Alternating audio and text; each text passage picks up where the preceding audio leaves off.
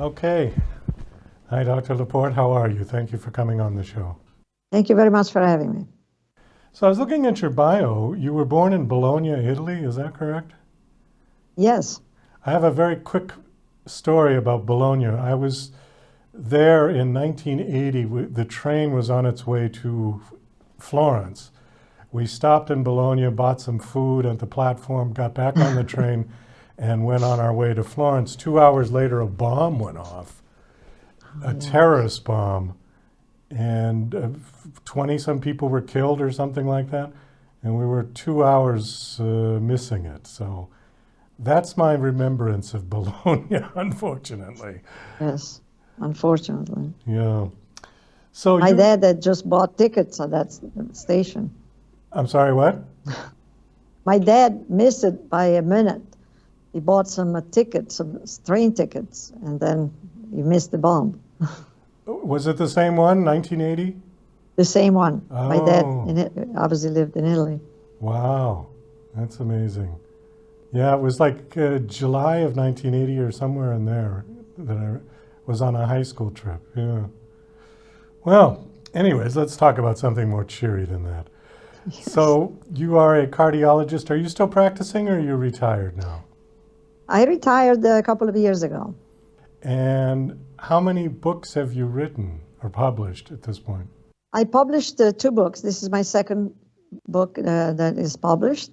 And I've written three more books, and they're coming out little by little. One, again, this year in October, and the next one's in 2026. I guess I have to ask you why you decided to start writing. These are fictions, I assume, right? Thriller Yes. novels? Yeah. Why did you decide to do that? In my mid-40s, after I practiced medicine for 20 years, I felt like I wanted to do something a little bit different. And I was trying to get into a cardiology specialty because cardiology was my favorite specialty. While I was doing that, I came across a book about the art of fiction. And I was fascinated by the fact that when you're a writer, you can create your world, invent new characters, make anything you want happen. So I just decided to try writing, and I found it amazing. I mean, it's fascinating. You enter your world, and of course, my world was the world I knew about, which was the medical world, which is great as a background of a thriller because we all the time deal with life or death. So So that worked out. are the characters in your book based on you, or do you have central characters? Tell me a little bit about the characters in your book. My characters, it's funny that you ask. I feel very comfortable being in the shoes of a male character. I really feel I enjoy that actually. And so the protagonist, Kirk Miner, when I think about him, I think about my husband. But I also, of course, when you do a dialogue or when you act, you always have to try to put yourself into the character to really bring it to life. And so that's one of the best part of writing, I think, the most fun.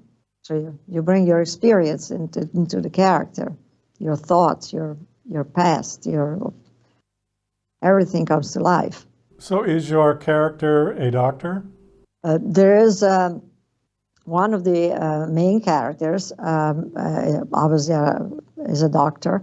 The protagonist is really a young woman who was an FBI agent who's trying to finish her 3 years probation before she has some medical symptoms. She has some cardiac arrhythmias and all that, and she has to keep all that hidden while she's solving the case, which will turn her into a real FBI agent with a cybercrime specialist. And so she has this conflict. But she is the main protagonist. Okay, there's a couple of points on your bio, talking points that I want to bring up. A couple of these, they're personal to me. And I'm just going to read it and have you comment on it, okay?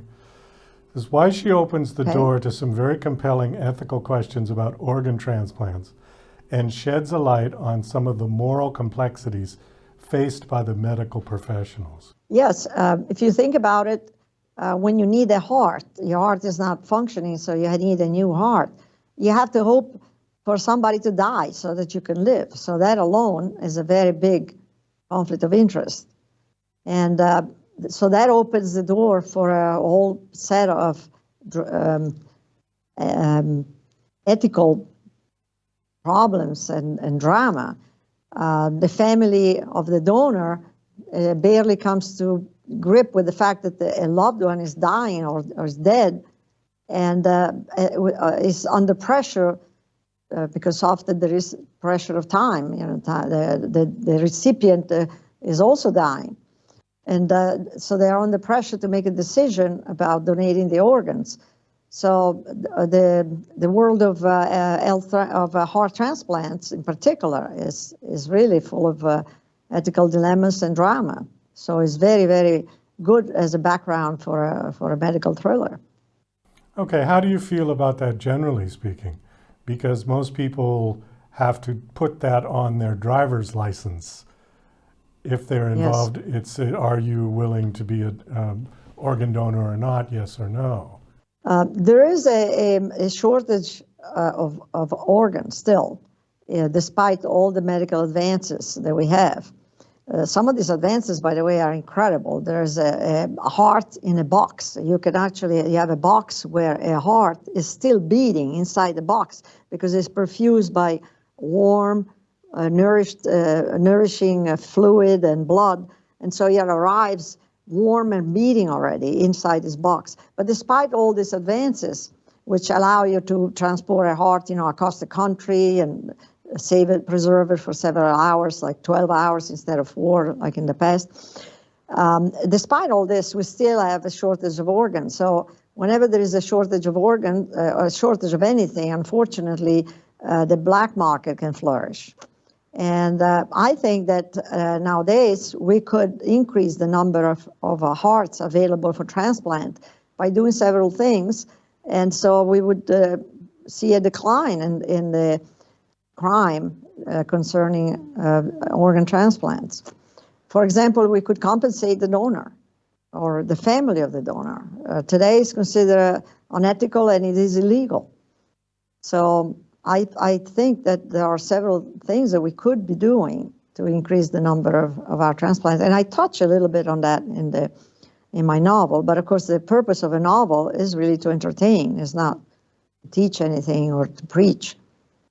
So it's kind of subtle, is intertwined with the story.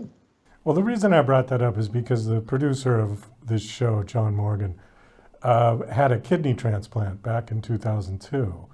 And the kidney lasted until 2011, and then he had to go back on hemodialysis, which he does currently.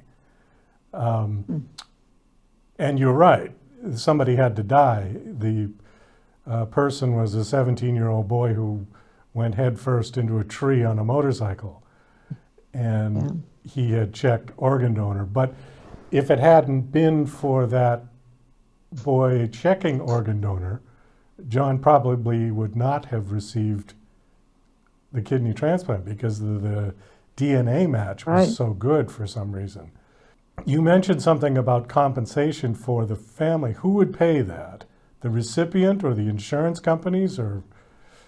Yes, there would be a different ways of doing it. Could be an insurance, or it could be maybe donation to the hospital, or it could be private pay.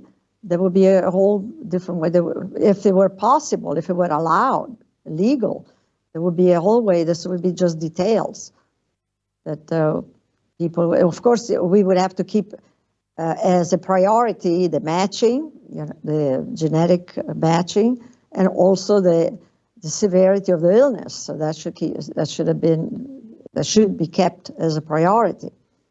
But if I was talking to a friend of mine who's a heart transplant, a doctor who performs heart transplant. He said if we put all the effort that we put to try to convince people to actually do that check in the driver license, we put all that effort into try to make everything safer, the donation, make sure there are no diseases, etc., keep the priority, the severity of the illness, all that.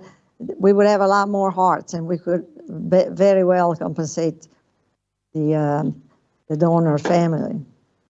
Is the heart transplant the same concept as the kidney transplant in the sense of the DNA and genetic has to be close matched or the body will reject it? Well, you do have to check that. I am not an expert in the genetics of transplant, but obviously you have to be careful. I think the heart is tougher because you do develop a special coronary disease, which is not the same as the one caused by calcium, and it is caused by rejection, and that problem has not been totally solved yet. So it's more difficult. The problem is it's tougher than the kidneys, I think. Is any of this woven into your stories that you've written? Any of the conversations about transplants, or is there some factual data that's interwoven into your stories? Yeah. Yes, it is interwoven into the story, but just to the extent that is necessary for the reader to understand and follow the action in the story. I always try to contain myself to prevent myself from going into too many details about the medical part. Only what's necessary, because we have to keep in mind this is a thriller. So the reader has to be at the edge of his seat, not falling asleep from boredom. So the latest book is called Change of Heart. This is a series?